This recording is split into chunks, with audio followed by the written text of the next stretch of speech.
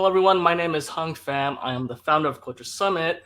Welcome to today's webinar on how to win the war on talent with equity education. This session is brought to you by Culture Summit and Secfi. If you're not familiar with Secfi, they partner with people leaders and management teams to help startup employees navigate their equity decisions to and through IPO or acquisition. Before we start, the session is recorded. At the end of the session, we'll send you an email with a link to the recording. And if you have any questions, just go ahead and ask them in the Q&A panel of the chat. That way, we'll make sure to get to them. And I'd like to introduce you today to today's webinar, Lucinda Powell, who is the Senior Director of People at Secfi, and she'll go ahead and introduce the other guests in the session. Lucinda, please take it away. Thank you. Thank you so much. Thanks everyone for joining, and thanks for giving us the opportunity to be here. So yeah, my name is Lucinda Powell, or Lucy. I've been passionate about equity since I'm working in startups. I've been working in startups and HR for almost 10 years. And what I've learned about HR professionals is that we are really passionate about people, but we also don't necessarily have a financial background. And when I got offered my first equity grant, I was simply lost. I didn't know how to value it, didn't know what to do with it. And I was even more lost when I was asked by the management team to set up an equity framework for the company I was working for. And these experiences really made me realize that we need to be better equipped to help our team, employees, and candidates on this very complicated topic.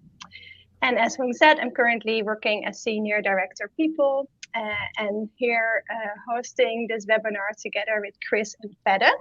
So maybe, Chris, you want to go on with a short introduction? Yeah, thanks, Lucy. So I'm Chris Arnold. I'm a lead financial planner here at Secfi, helping to lead our advisory business. And before I came to Secfi, I worked in a traditional wealth management firm, just helping individuals and families really manage their investments, provide some guidance for taxes, for kids' education, and really got an opportunity to work with some employees in the tech space. And that was my first taste of equity comp, and what a beast that it is. And I have personally loved just entrepreneurship and the startup ecosystem for a while. So came over to Secfi earlier this year to really work with people that are in the startup space, especially younger people, that equity can be a real pivotal decision in their financial lives, and just really helping to unpack that and educate them. Something that really gives me a lot of fulfillment. So excited to work with a lot of startup folks and excited to be here today. So next I'll kick it over to Fede. Thank you, Chris and Lucy, for getting us kicked off. As the rest of the team said, my name is Federico Docate, or also known as Fede, and I'm the head of equity education here at Secfi. I'm originally from Colombia in South America, but I've been living in New York City and working in financial services for a little bit over a decade now. I was previously at BlackRock, where my role was really around democratizing access to investment products, namely ETFs. This past year, though, I joined Secfi to help focus our efforts on partnering with startups to provide them with equity education resources for both their management teams and also their employee bases. I think a good way to think about my role compared to that of Chris or Lucy or the rest of the firm is Secfi as a whole is typically centered more around helping empower startup employees, versus my side of the house is a little bit more on the B2B side, where we help scale our offering for management teams and their respective employee bases as well. Lucy, over to you. Yeah, thanks, Chris and Fede. So maybe starting with you, Fede, like we all know, it's been a quite crazy 2 years in the startup space, but I think most recently we're seeing a bit of a paradigm shift. So what's happening in your opinion? Thank you, Lucy. Yeah, no, I think you're absolutely right. I think we can all attest, everyone on this call, to how much our market environment has really shifted, especially over the last 6 months. If we think back to the end of 2021, startups in the startup community in the US especially were in one of the most liquid capital environments in history. Startups were raising all kinds of money at all kinds of valuations. And now we're in actually what seems a little bit more like a tech correction, similar to what we saw in 2001. Companies of all sizes in the tech community are laying off workers, unfortunately, at this stage. Hopefully, most people in the audience today aren't dealing with layoffs themselves, but more than likely some of you are. And just thinking back to some successful large stage companies that have announced layoffs, such as Lyft yesterday, or Coinbase, eToro, Redfin. I mean, these are all incredibly run companies at all different stages of their life cycle, right? who are unfortunately going through layoffs, and the list goes on and on. From our perspective, what has happened in tech is really capital became more expensive overnight. VC firms and their LPs are much more hesitant to write out checks today, especially at the recent valuations we saw towards the beginning of this year. So some companies are having to grapple with really difficult decisions regarding who they want to keep and what businesses they're focused on, among other questions. At the same time, we're hearing a lot at a national level about a tight labor market with record low unemployment and millions of job openings that go unfilled, right? So something we hear from founders and our clients all the time is like, how do we make sense of this dichotomy in the market? And from our point of view, the reality is just that the tech world is one of the first to get hit. Similar to 2001, we're now seeing a lot more industries begin to limit their hiring and their expansion plans, namely financial services companies, which we typically use as a bellwether for the future state of the economy. And really what we can expect is a little bit more of this to come over the next few months. Of course, the big theme of today in the session is how does this all trickle back to startup employees and their stock options? So it does definitely impact that, and we'll get to that in a bit. But before we do, Lucy, I would love to send the question back to you, especially from an HR perspective, where you're on the front lines. What are you seeing today in terms of trends when it comes to recruiting or engaging or retaining talent? Yeah, thanks, Fede. So yeah, a lot is changing for sure. I think first of all, because of the layoffs, but also a lot of budget constraints and being it much harder to raise funding, you see a lot of startups are actually pausing or freezing their hiring or even layoffs. They're really rethinking their hiring plans. And this will have an impact and already has an impact on the talent market, let's say. And therefore, we also see a stronger emphasis on equity, actually, while at the same time, candidates are looking for more security, right, in this market. So this is a very interesting dynamic. So I really believe that equity education is going to be more important in order to convince candidates of the value and also to enable employees to get more value out of that equity. So Chris, let's talk equity a bit more. What role does equity play in the lives of startup employees? Yeah. So I think, one of the big decisions for someone to join a startup is, in addition to that they align with the mission, is, the opportunity to really build something. And, one way to contribute to the growth and then also be a beneficiary of that growth is to have an equity stake in the company. So I think it can be a great way to motivate, employees who, align with the company mission. I think, as Lucy and Fede have touched on, in this current environment, when companies' budgets are constrained and companies are trying to kind of extend their runway from a cash, burn perspective, I think a robust equity package can be a great way and an incentive to bring on talented employees. But maybe, if you're, not doing as robust salary, equity can be a great way to really strengthen the initial offer. And then I think also, when employees feel educated about, their financial lives, especially, equity, because it plays such a big role within the compensation package of startup, is that they're more present. They're able to dedicate themselves to, to growing the company, to focusing on, the task at hand, because they don't have, the stress hanging over their head about, what should I do with my equity? Or is my company going to raise another fundraising round? And is it going to become prohibitively expensive for me to exercise? And so I think just being well-informed and just being able to know the facts to make a well-educated decision around your equity, something that can be beneficial to all employees at startups. Nice.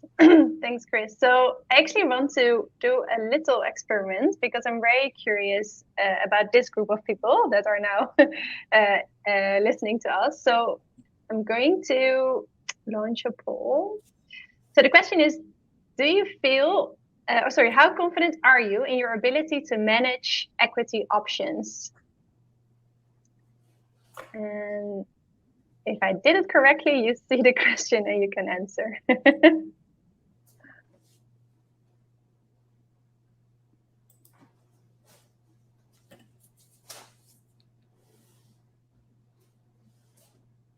Yeah, if you're not confident, fairly confident.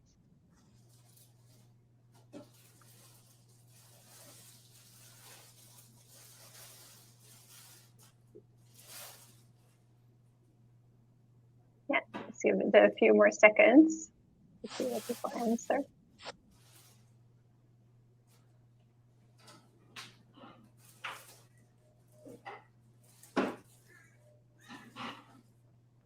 Nice. Well, it's fair to say that not a lot of people are very confident or know a lot. 6 people say fairly confident, and then 12 people actually say that they don't feel confident to manage their equity options. So yeah, Fede, equity education. Why do you think it's important, and especially at this moment? Thanks, Lucy. Yeah, I mean, as the poll suggests, many of us have some reading to do, myself included. When I first joined Secfi, even though I was in finance for 10 years, I myself did not really understand equity options very well. So I can only imagine people that haven't studied finance and also worked in it for the better part of a decade. I think, as you mentioned, it is really the critical time for startups to take initiative and help educate their employee bases. This market environment really creates a lot of confusion for both management teams and their employees alike. And now people in our industry are subject to all kinds of headlines that are talking about, whether it's decreases in valuation, or companies having difficulty raising assets, or companies, as Chris was mentioning, with very limited runways at some points. And look, while we're not all extremely well-versed in the ins and outs of options or a startup's financials, we all intuitively know when we see these headlines that they're bad news for the value of our options or our equity, right? And so the more you help your employees understand their options, how they work, along with when and how they can actually monetize that asset, I think the easier it will be for companies and HR executives to, retain talent, but definitely attract and also engage them while they're at the company. We've run a series of studies on this topic over the past 2 years. And what they tend to show is that about 60% of all companies don't provide all the key details needed for an employee to understand their equity package. And so we then, when we took that information, we then went in, to survey the employees themselves, and found, some other really astounding statistics on the topic. 90% of employees say they would be more likely to join a company that offers equity education. 87% of them say they would be more likely to stay at a job if the company offered that type of service. And then over 90% said they would feel much more valued if the company offered equity education. So look, these are just a few key stats I wanted to highlight for this audience. And all of this is really just to say that this is an area in which employers can stand out from day one or from tomorrow, and become leaders, especially at this critical moment of uncertainty for a lot of employees and their executive teams. Yeah, thanks, Fede. I think it's so interesting, right? It's definitely a super complicated topic. People don't really talk about it. They also don't really say they want to talk about it. So it's this kind of really, complicated topic. But it shows that people really, really want it and really want to understand. So Chris, what's the deal? Why don't all companies offer equity education programs? Yeah, I think it's equity, as we've touched on, it's tough, it's complex. And I really don't think that there's a standard practice to equity education across the startup space. And then also, a lot of the people that are having these conversations initially early on, when it comes to, attracting talent, are going to be, recruiters. They're going to be, people team leaders. And, as we, saw in the poll, not everyone feels as confident about, equity, compensation, stock options themselves. And then so to be able to communicate, what this means, what are the risks, what are the things that they should be considering? There's a lot to take in. And again, you may not, know much about their personal situation as well. And that's the thing is, equity is, it's part of your personal financial life. And so what is the appropriate decision for Lucy may not be the same decision for Fede. And so that's why, it's important to know the facts, but then also be able to really kind of, how does this fit within, some of your other financial goals? I think also is, throughout the life cycle of a startup, there are different questions that come up. So, when you're early on, you might be offering, say, restricted stock awards, or your company might be eligible as a qualified small business that has some preferential tax treatment. But then as the company grows and, if you raise additional funds and you're seeing some traction, then you might issue a different form of stock.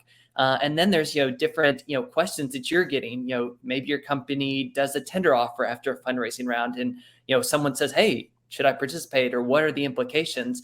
And I think those are some things that, a lot of, whether it's people teams leaders or even, other members of the leadership team, may not be well equipped to answer that question. And so I think that's where, we found a lot of, companies really appreciate being able to consult an expert and, someone that sits on the same side of the table to really advocate for the company and for the employees to really make, the best decision for themselves when it comes to their equity compensation.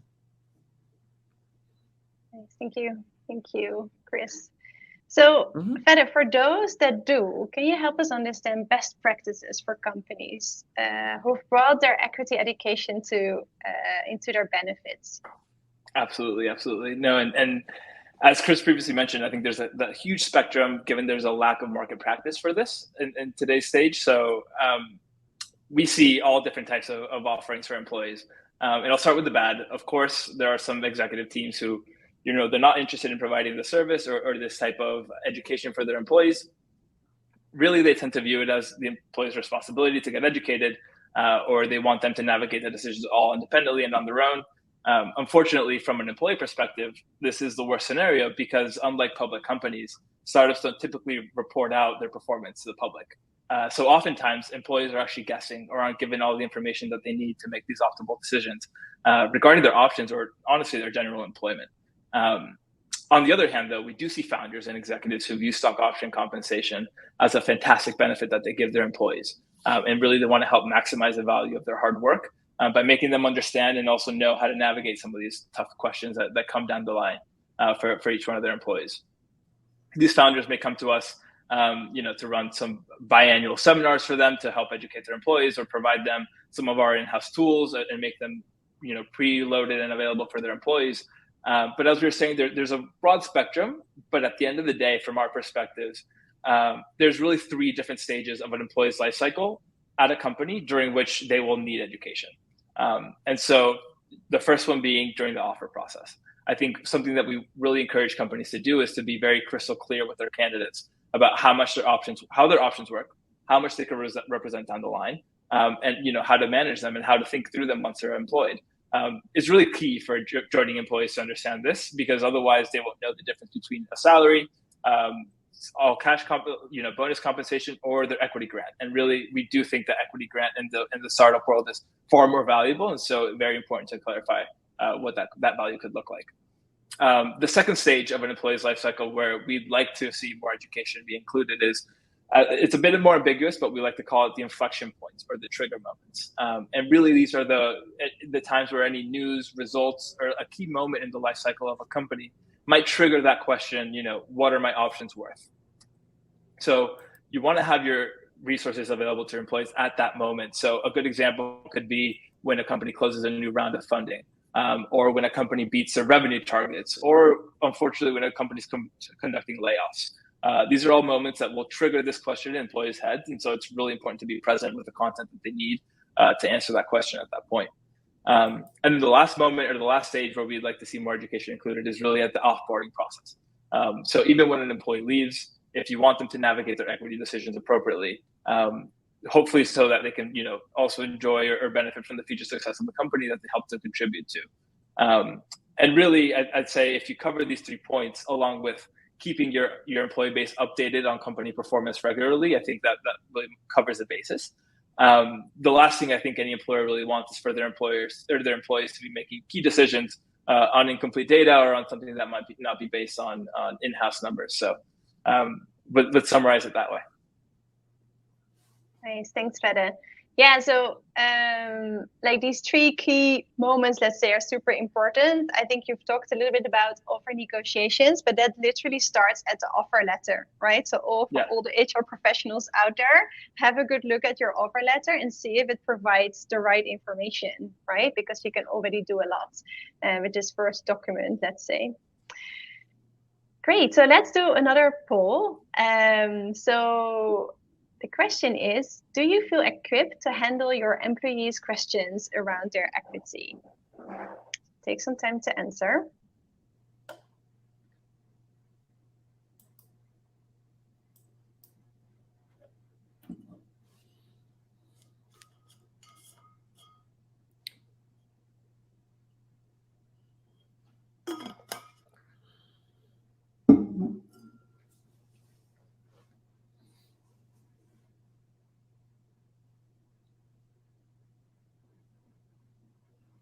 Yeah, so one person says, yes, very equipped. Congratulations, that's really good.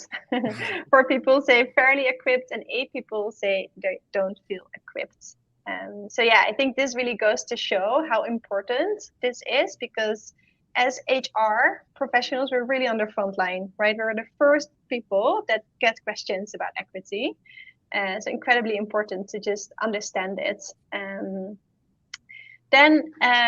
Yeah, just to kind of bounce back on what Fede was saying, like there are several kind of key moments in employees' lives where there's an opportunity to educate candidates on equity.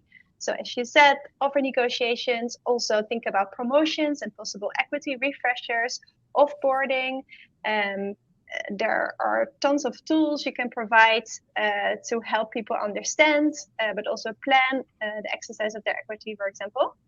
One thing I was curious about, Fede, maybe you can answer. Do you see any, given the layoffs and talking about offboarding, do you see anything changing in their equity or any benefits they offer people they have to let go?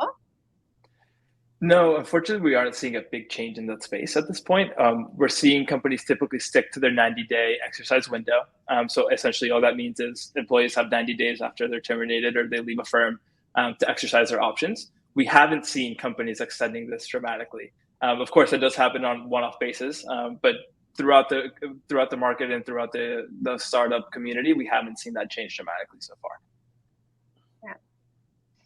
I think one thing to add to that is, we have seen a couple employers that, want to take care of their employees that have maybe unfortunately been laid off, is that they remove the cliff. And so a standard practice could be, when someone joins a company, they get a 4-year vesting schedule for their equity options. And then they have a 1-year cliff, meaning that they have to work at the company at least for 1 year before they vest any options or they have the ability to purchase those. And so for some companies that have had to unfortunately lay off people, they have removed that cliff so that even if they've been partially vested, say for 6 months, those employees could still have the opportunity to exercise their options, even if they didn't meet that full 1-year mark. Yeah, thank you. Thank you, Chris. Cool. Yeah, I actually want to officially open it up for Q&A. If anyone has any questions or comments, please feel free to put them in the chat. I'm not sure if there's an option to actually speak out, but I'm sure there is a way. I saw one question from Andrew. What employee types are being pulled? Exempt professionals or hourly? And my question back was, are you talking about the actual poll we just did, or are you talking about the report that I was referring to? I didn't get an answer yet, so I'm not sure if you're still here. But if you're talking about the report that I was referring to, that's a survey we did. Secfi did it. We surveyed 1,000 full-time startup employees who have exercised their options. And this survey is really done to understand the role of equity education as a part of their decision-making process. So I hope that I have a couple of questions, if you don't mind. Do you see companies extending their exercise window deadlines to those who are being laid off? Yeah, so I think Fede, yeah. Yeah, I can answer. So we just covered that one, Hung, but essentially the short answer is no. Most people are not letting employees exercise past the 90-day window. But Chris did point out that a lot of them are removing the cliff. So if you had a 1-year cliff in the past, perhaps they'll remove that so you can exercise despite not necessarily being vested fully. Gotcha. Thank you. Diana had a comment actually. So she mentioned that financial literacy is lacked across all organizations, and oftentimes they get sent to HR, who are not really educated to be able to help with this type of information. Are there any companies you've worked with in the past that do equity education really well? Yeah, I'm happy to take that one. So we have a few companies that we've worked with in the past, and I'm thinking particularly of a company called Unit and another one called Lesson, who in this environment took the initiative to reach out to us and really make all of our tools and our suite of educational resources available to their management team all the way down to their newest employee. These companies really value equity compensation as a fundamental part of how they compensate their employees. And so something that we see frequently is questions from their management team on how we can help their employees maximize the value of their equity. So we start with education, but we also provide additional resources from a tool perspective to help everyone understand what their offer was, what decisions they would need to make, and the different components of those decisions. So I think there is quite a spectrum there. There are some companies that don't do as much, but Lesson and Unit are a few that we've worked with recently that have been fantastic. Okay, thanks, Federico. Just to follow up on that, do they help people sell their equity or advise on tax implications? The companies themselves do not. I don't know, Chris, if you want to take this one directly. This is more in your world. Yeah, I'm happy to talk this. So, equity compensation, exercising options, participating in a tender offer, it comes with, a lot of tax complexities. And so that's something that, we do offer to employees is we offer, one-time advisory sessions that, the company could sponsor, or, employees could reach out, individually to us. And really, as I mentioned earlier, equity is a personal decision. And so, to participate in a tender offer may make sense for, a very early employee, but it may not make sense for someone that has recently joined the company. And then also, want to make sure that, everyone knows the tax implications that would be assessed before, making any decisions with their equity. So yes, that is something that we help with. That's kind of like the next step to, once we do the education part, then, it really becomes, how does this impact me personally? And so that's where, we can help from an advisory standpoint as well. Thanks, Chris. Diana has a question. What are the first 4 steps to receiving and investing RSUs?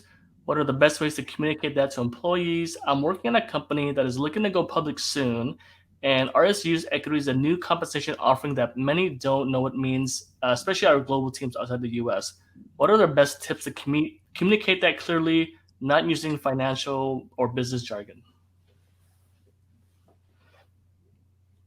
Yeah, I'm happy to take that one as well. So RSUs are typically restricted stock units, is what that stands for. Typically, those are issued at later stage growth companies that are, hopefully they are anticipating an exit within, say, maybe the next 2 to 3 years. There's a couple different types. There could be, single trigger and double trigger. Those just depend on, the event. So, there's the vesting, which is time-based. And then there's also, an event-based, which is an acquisition or the company does go public. In startup world, most companies do offer the double trigger just so employees don't get hit with an unexpected tax liability and not have the liquidity or not be able to sell their stock to be able to cover that. But that is an important distinction just to make sure you clarify. And then, once the company is approaching that event, then there, are some considerations to take into play. If you just have restricted stock units, or if you have other, types of equity, if you've been at the startup, for a while, and you may have, incentive stock options or non-qualified stock options, then I think that's, best to actually speak with someone, one-off to see, 1, how much is your concentration in that company? 2, what are the tax implications of, selling, whether it's incentive stock options or restricted stock? And then, 2, what is the employer's, there might be an employee lockup period. So what is that? And that is company specific. We see that sometimes, 6 months, sometimes 12 months, sometimes if a company, goes public via a SPAC, they may not have that. So again, there's a lot of considerations there, but that's something that, we can help with from an advisory perspective as well. Thanks, Chris. Anna has a question in the chat. She says, do you recommend this for every employee in the company or just key roles? And I'm assuming this refers to just equity education in general. I can take that one. I think we typically recommend education for anyone that's an option holder. So if you don't own options or you don't have equity in the company, perhaps it's not super relevant. But anyone that does receive options as part of their compensation, we think should definitely understand the ins and outs. And also understand how their company is performing so that they know, or they have some sort of benchmark for what potential value those options could have down the line. Maybe better to add to that, if you don't have options and the rest of the company does, maybe that's the first question to ask. Right. Why don't you have options? That's a great one. Yeah. Exactly. So, Fede, something I've got asked a lot is when you're holding these equity education sessions, what are kind of the top 3 questions you get in these sessions? Yeah, that's a good one. So as Lucy was mentioning, we'll typically do these large seminars for a full company, and we'll speak to everyone and conduct, an equity 101 sort of lesson for their employees with options. And typically we get, so to summarize, the 3 question will be tough. We get quite a wide variety of them. But I would say the most typical one we get is, what do you mean I have to spend money to exercise my options? People don't really necessarily understand the concept that they have to buy their shares, and that's what an option is the opportunity to buy them. And so that comes with a cash outlay from the employee. The next question comes along with the taxes, and the question is really, what do you mean I have to pay taxes on this? I'm not receiving or buying anything. I'm just exercising my options. Taxes can be a huge component of and a huge surprise to everyone that's exercising their options. And again, as Chris was mentioning earlier, equity and the taxes are very case by case, so it's difficult to say that this is a slide rule for this topic. But typically, people that are exercising options do have to pay taxes on them, and oftentimes this comes as a surprise. And so once you paint the picture of these first 2 questions, the last question is, well, if I'm spending all this money on my options, when is this going to result as a financial gain for myself, right? And that's perhaps the trickiest question of all of them, because you have to think through very many factors that are outside of an employee's control, and quite frankly, a company's control as well. The market environment that you're in can impact how quickly a company can go public.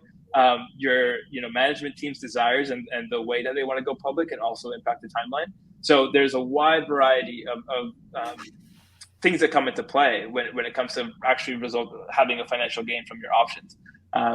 But during our sessions, what we try to do is break these down into a step-by-step process to help people get comfortable with each one as companies mature and hopefully exit. Thank you, Fede. Any other questions? I have one. What is a tender offer, Lucy? Good question. Maybe Chris, you want to take this one? Yeah. So a tender offer is just the opportunity for employees to be able to sell some of their options. So that could be issued. One of the most common events for a tender offer is after the company has completed a fundraising round. There might be some additional investors that would like to purchase shares. And so that's a way for some of the early employees of the company to be able to liquidate and actually realize some wealth that has been created from the increasing value of the company. The company themselves could also issue a tender, meaning that the company would buy back stock from the employees. So there's a couple different ways that a tender offer, but basically the simple form is a tender offer is the opportunity to liquidate some of your shares or your options. It does come with tax, consequences, but it's a way to be able to realize some of the wealth that has been created from a growing company. And what is the potential downside of a tender offer, Chris? I'd say the potential downside is, if the company is continuing to grow and the company, has a successful exit event, whether that is that they get acquired or if they go public, you could be potentially giving up on some significant value if you sell your shares early on or your options early on. So I think there's pros and cons to participating, and I think again that kind of comes, it's a case by case basis, and really what is your personal situation look like? What are your goals that you're hoping to accomplish, and could you be able to use some of that liquidity for purchasing a home or paying off debt? So it makes sense for some people, but not for everyone. Right. Thanks. Did you get any other questions?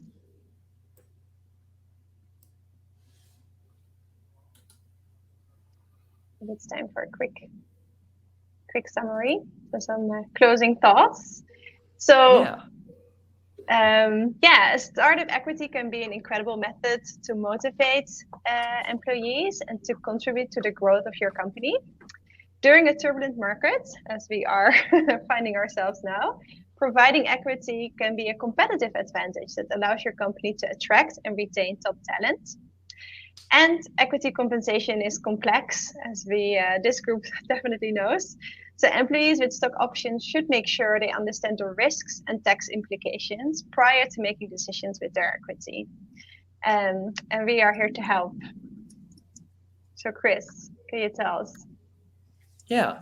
So, as we've touched on today, we got Fede that does, more on the B2B side and does, company-wide education sessions. So if that is something of interest to you, we can certainly do, an equity 101 or even get a little more in depth and do like a 201, education session for, company-wide, or it could be, for specific groups of employees.